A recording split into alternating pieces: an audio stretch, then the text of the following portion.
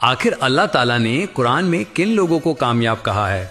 So this is the day 17 of understanding Quran in the most easiest way.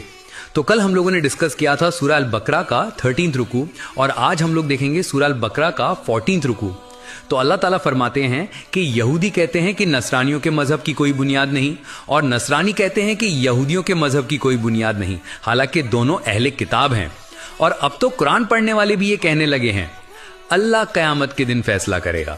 और फिर अल्लाह ताला कहते हैं जो लोग अल्लाह ताला के जिक्र को मस्जिदों में रोकते हैं और वहां फसाद करते हैं वो सबसे बड़े जालिम हैं। ऐसे लोग वहां दाखिल भी नहीं हो सकते मगर डर के साथ।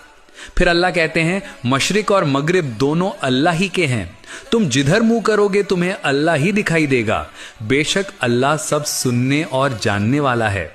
ईसाई लोग कहते हैं कि अल्लाह का एक बेटा है, लेकिन ऐसा कुछ भी नहीं है, अल्लाह का कोई बेटा नहीं। अल्लाह ताला फिर फरमाते हैं कि हम तो कुन फया कुन कहते हैं, हम कहते हैं काम हो जा और वो हो जाता है।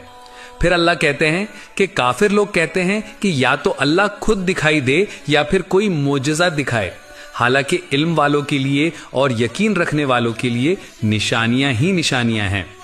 फिर अल्लाह कहते हैं कि हमने नबी सल्लल्लाहु अलैहि वसल्लम को बशारत देने और डर सुनाने वाला बनाकर भेजा और यहूदी तब तक तुमसे राजी नहीं होंगे जब तक तुम उनके तरीके पर ना चलो।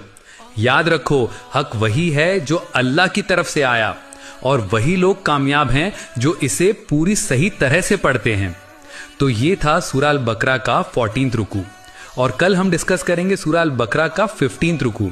सो make sure you guys follow. जज़ाकल्लाह खैर।